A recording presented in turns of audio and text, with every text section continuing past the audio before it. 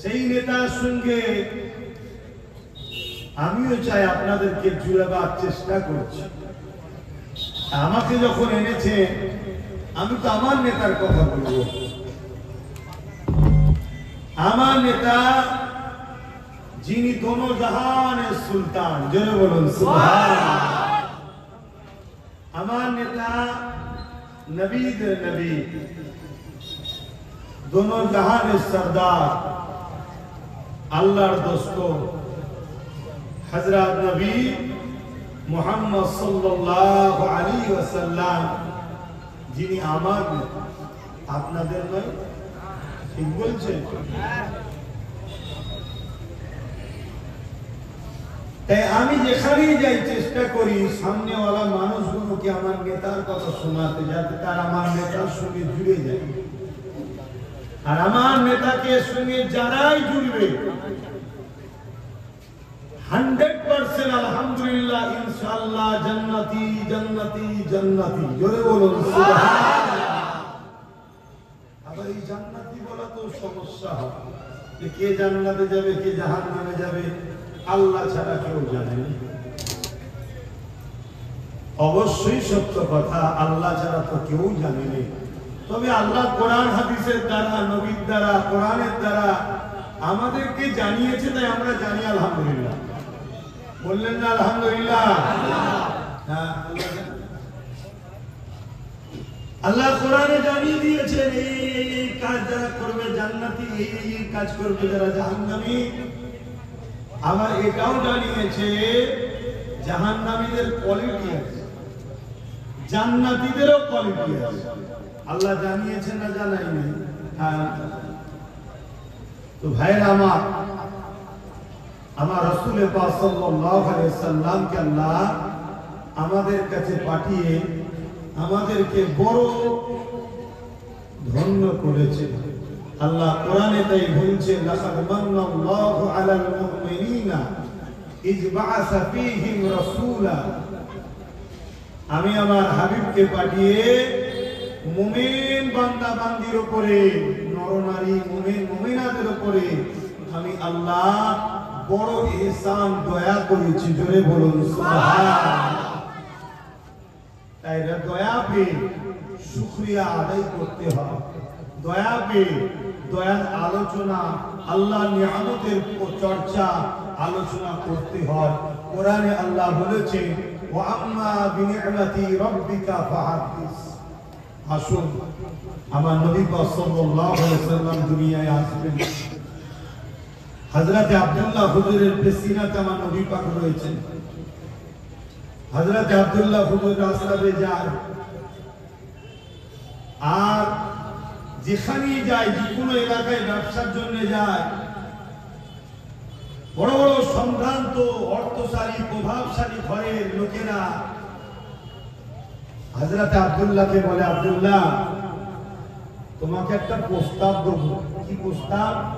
না, আমার একমাত্র কন্যা আছে, তুমি আমার কন্যার সঙ্গে নেকাহ করো, বিবাহ করো। হযরত আব্দুল্লাহ হুজুর নবী পাকের আব্বাজান বলেন, এর জন্য আমার গার্জেন আছে। একদিন হযরত আব্দুল্লাহ হুজুর মক্কার রাস্তাতে ঘুরছে। মক্কা তো ছিল পৃথিবীর সেন্টার অনেক আগে থেকে। বাইরে বাইরে দেশের মানুষ আছে। এক নারী হযরত আব্দুল্লাহ হুজুরকে দেখেছে, দেখার সাথে সাথে দাঁড় করিয়ে বলছে, আব্দুল্লাহ আমি ডাইরেক্ট তোমাকে প্রস্তাব দিচ্ছি, আমি তোমার সঙ্গে নেকাহ করতে চাই।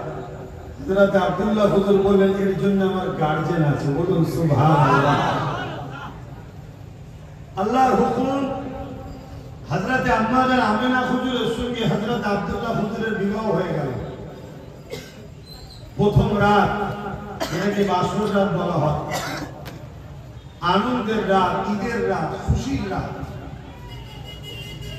ওই রাত হযরত আব্দুল্লাহ হুজুর আম্মা আমিনা হুজুর দুজনে এক সংসার শুরু করলেন। পরের দিনে ওই নারীর সঙ্গে আবার দেখা হয়েছে হযরত আব্দুল্লাহ হুজুরের সাথে। দেখা হওয়ার পরে ওই নারী হযরত আব্দুল্লাহর দিকে তাকিয়ে মুখ ঘুরিয়ে চলে যাচ্ছে। হযরত আব্দুল্লাহ হুজুর বলছে কি গো, গত কয়েকদিন আগে বললে আমায় বিবাহ করব, আর আজকে তুমি আমার দিকে তাকিয়ে কিছু কথা না বলেই ঘুরে চলে যাচ্ছ, কি ব্যাপার? বলছে আব্দুল্লাহ তোমার কি বিয়ে হয়ে গেছে? বলছে হ্যাঁ। কার সাথে? আমিনার সাথে। ওই মহিলার আওয়াজ দিয়ে বলছে আব্দুল্লাহ আমিনা পৃথিবীর শ্রেষ্ঠ নারী। জোরে বলুন সুবহানাল্লাহ। কেন? আমি তোমাকে বিয়ে করতে চেয়েছিলাম অন্য কারণে, কেন তোমার কপাল মোবারকের পেশিনাতে নূরে মুহাম্মদ রাসূলের নূরের চমক দেখেছিলাম। আমি চেয়েছিলাম তোমায় নেকা করলে দোনো জাহানের সুলতানের মা হতে পারবো, তাই। জোরে বলুন সুবহানাল্লাহ। কিন্তু তোমার তো সেটা আমিনা নিয়ে নিয়েছে। আমিনা সেই সৌভাগ্য হয়ে গেছে, ওই যে সংসার করেছো তোমার পেশিনা থেকে নূরে মুহাম্মদ আমিনার রেহেম মুবারকে চলে গেছে। যদি বলুন সুবহানাল্লাহ। আমি জাতা ঘরের মেয়ে নয় আব্দুল্লাহ, পৃথিবী বিখ্যাত ধনী ঘরের মেয়ে। আমি তোমাকে এমনি বিয়ে করতে চাই না, আমি নূরে মুহাম্মদ রাসূলের মা হতে চেয়েছিলাম। আমার রাসূল পাক সাল্লাল্লাহু আলাইহি সাল্লামের আম্মা জান বলেন আব্দুল্লাহর সঙ্গে আমার জীবন শুরু হলো। আমার শরীর থেকে সংসারের পর খুশবু বেরোতে শুরু হয়েছে। জোরে বলুন সুবহানাল্লাহ। তার মানে কি এখন আব্দুল্লাহ হুজুরের পেশিনাতে নাই, এখন আম্মা আমিনা রেহেম মুবারকে চলে এসেছে। আর আমার নবী পাক হলেন কি খুশবু। জোরে বলুন সুবহানাল্লাহ। নিশ্চয়ই আপনারা নাম শুনেছেন আবু জেহেলের, চেনেন তো নাকি? একটু বলবেন? হ্যাঁ, আজকাল আমাদের এলাকাতেও কিছু কিছু আবু জেহেল বেরিয়েছে, আপনাদের ছোট ছোট আবু জেহেল। এ কথা বললাম কষ্ট হলো? ছোট ছোট আবু জেহেল বেরিয়েছে। সেদিন বড় আবু জেহেল আমার নবীকে কষ্ট দিয়েছে, এখন ছোট ছোট আবু জেহেলরা নবীর দ্বীনকে কষ্ট দিচ্ছে। এই তো ব্যাপার। সেদিন আবু জেহেল আমার নবীকে মিটাতে চেয়েছে, এখন ছোট ছোট আবু জেহেল গুলো আমার নবীর দ্বীনকে মিটাতে চাইছে। কি গো, মিটাতে দেবে? কথা বলো। ঠিক বলছো? 500,000 বিক্রি হয়ে যাও তো আমার মাঝে মাঝে। হ্যাঁ, মুনাফিকি করতে না, ধ্বংস হয়ে যাবে। আবু জেহেলের ছেলে ইকরামা একদিন আমার নবী পাক সাল্লাল্লাহু আলাইহি ওয়াসাল্লাম আসছে, আমার নবী পাককে দেখে থাকতে পারে না। যেমন আমরা ঈদে গলায় গলায় মিলি না, আমার রাসূলুল্লাহকে জড়িয়ে ধরে গলায় গলায় মিলতে শুরু করেছে। বলুন সুবহানাল্লাহ। আবু জেহেলের ছেলে তখন ঈমান আনেনি, বাপের দিকেই তখন। আর আবু জেহেল আইন করেছে মুহাম্মদ রাসূলের কাছে যে যাবে তাকে কতল করা হবে, মৃত্যুদণ্ড দেওয়া হবে, আইন ঘোষণা। আবু জেহেল তৎকালীন জালিম শাসক ছিল। এখনো যেমন অনেক জালিম শাসক বেরিয়েছে, জলসা মাহফিলে দিন ইসলামের আলোচনা সবাই গেলে জুলুম করে, বিশেষ করে আবার আমার মাহফিলে তারা বেশি জুলুম করে। অনেক জায়গার মাহফিলে গেলে কারেন্টের তার কেটে দেয়, শুনছেন তো? এই সব যারা জুলুম করে অবশ্যই এরা মানুষের উপর অত্যাচার করেছে। হকুল নাস, মানুষের উপরে জুলুম করার জন্য আল্লাহ এদেরকে জাহান্নামে দেবে, কোরআনে আল্লাহ বলেছে। কথা বুঝে আসছে তো ভাইরা আমার? আবু জেহেলের ছেলে আমার রাসূল পাক সাল্লাল্লাহু আলাইহি ওয়াসাল্লামকে জড়িয়ে ধরেছে। আর এই খবরটা একজন আবু জেহেলের কাছে দিয়েছে। আবু জেহেল, তুমি তো আইন করেছো মুহাম্মদ রাসূলের কাছে কেউ গেলে তাকে মৃত্যুদণ্ড দেওয়া হবে। তোমার ছেলে তো শুধু গেছে তা নয়, তাকে আবার গলায় গলায় আলিঙ্গন করছে, গলায় গলায় মিলছে। কি হবে? আইন কি সবার জন্য সমান না আলাদা? বাস্তবে কি দেখো, আইন সমান না আলাদা? গরিবের ছেলে যদি কারো সাথে শশা চুরি করে খায়, পেটের জ্বালায়, তাকে পুলিশ তুলে নিয়ে যে জেলে ফেলে মারে।